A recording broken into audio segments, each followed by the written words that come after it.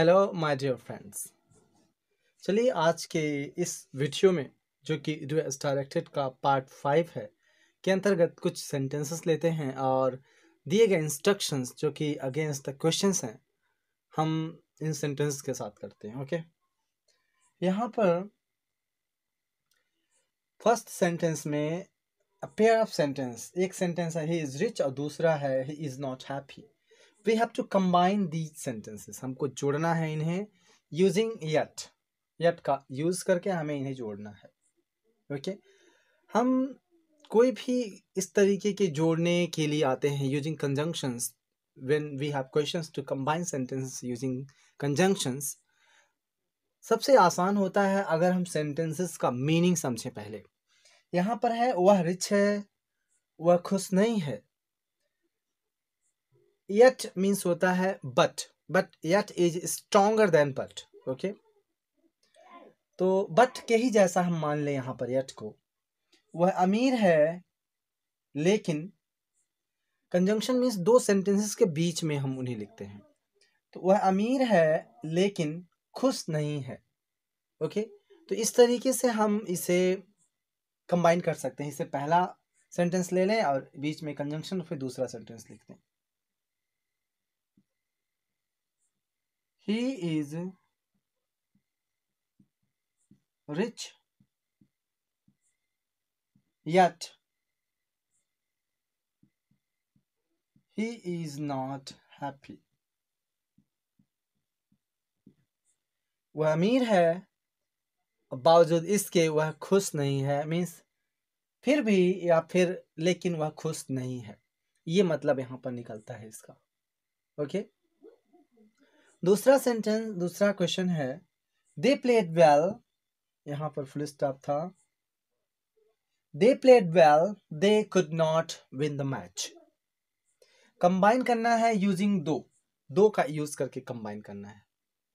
दो का भी मतलब होता है बट, दो भी बट के सेंस में यूज किया जा सकता है, लेकिन थोड़ा सा ऑर्डर ऑफ सेंटेंसेस में डिफरेंस होता है। हम यहाँ पर बट भी लिख सकते हैं।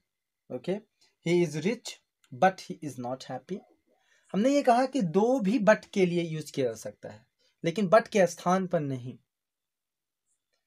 दूसरे सेंटेंस के पहले, जैसे दो ही is rich comma he is not happy. यद्यपि होता है दो मीन्स यद्यपि वह अमीर है फिर भी खुश नहीं है। तो हम ये गलती ना करें कि हम पहले दो लिखें, दो ही is rich yet is unhappy. यहाँ पर yet या फिर बट लगाने की जरूरत नहीं है अगर हम दो का यूज करते हैं, सिर्फ कामा लगाते हैं। ओके, तो इस तरीके से हम देखते हैं कि दे प्लेड वेल, उन्होंने अच्छा खेला। They could not win the match नहीं जीत सके।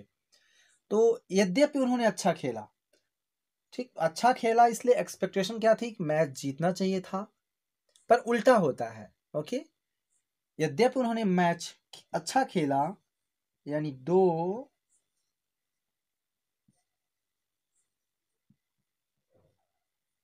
दे प्लेड वेल, कामा का यूज करेंगे।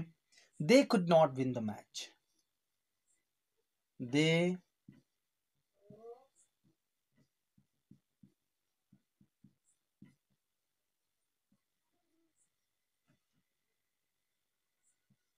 Could not win the match. ठीक, यहां पर they played well but they could not win the match, यहां पर ये भी हो सकता था, येट भी यहां पर हो सकता है, yet they could not win the match, लेकिन दूसरे सेंटेंस के पहले।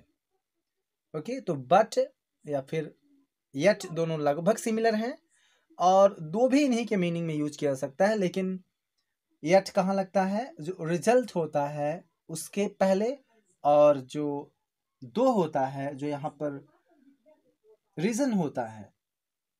वैसे दे प्लेड वेल तो ये रीजन है जीतने का, लेकिन यहाँ उल्टा होता है। ओके, तो इस तरीके से हम दो का यूज पहले सेंटेंस के पहले रखेंगे, फिर यहाँ कॉमा का यूज करके फिर दूसरा सेंटेंस लिखते हैं, लेकिन मीनिंग के अकॉर्डिंग। अगर पहला सेंटेंस ये आ जाता they could not win the match they played well, फिर भी हमें कैसा लिखना चाहिए था, दो they played well they could not win the match.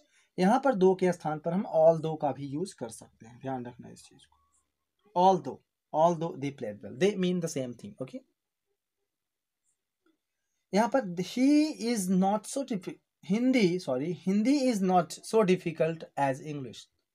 Rewrite the sentence using comparative degree of adjectives.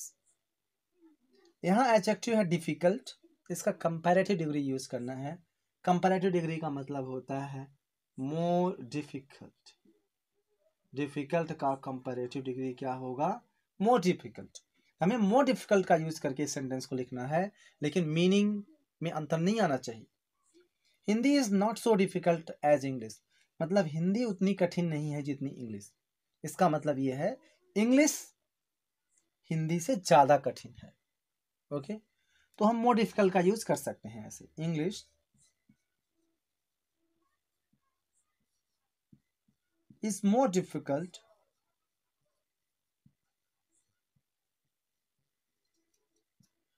English is more difficult than Hindi. तो हम यहाँ पर कंपैरेटिव डिग्री का जब यूज करते हैं तो कंपैरेटिव एडजेक्टिव लिखते हैं यहाँ पर और देन का यूज करते हैं. ओके, और फिर इंग्लिश जिससे ज़्यादा डिफिकल्ट है वो लिखते हैं. तो यहाँ पर ऑर्डर चेंज हो जाता है, इंग्लिश पहले लिखते हैं, हिंदी बाद में, और एज डिफिकल्ट एज के स्थान पर क्या लिखते हैं?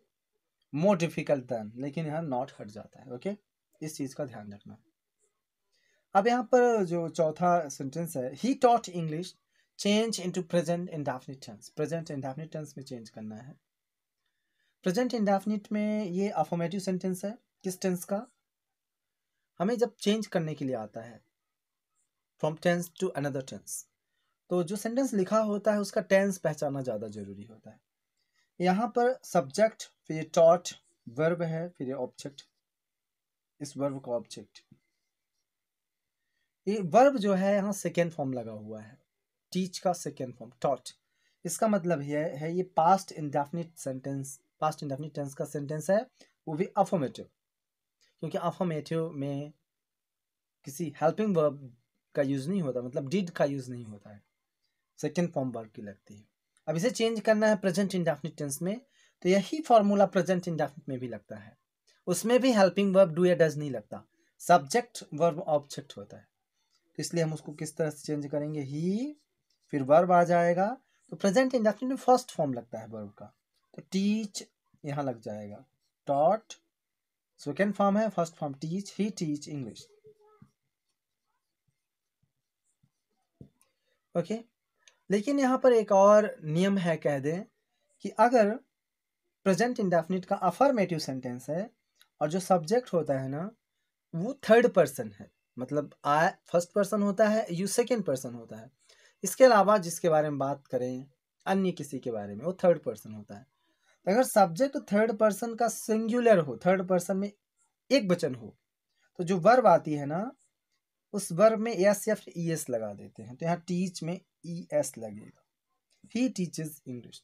तो इस तरीके से प्रेजेंट इंडेफिनिट में चेंज हो जाता है. ओके, तो इस तरीके से इन एग्जाम्पल्स को हमने किया, और I think you like the video, and I hope you like the video. And if this is the case, if you liked, please like the video, share with your friends, and if you haven't subscribed the channel yet, please subscribe. Thanks for watching.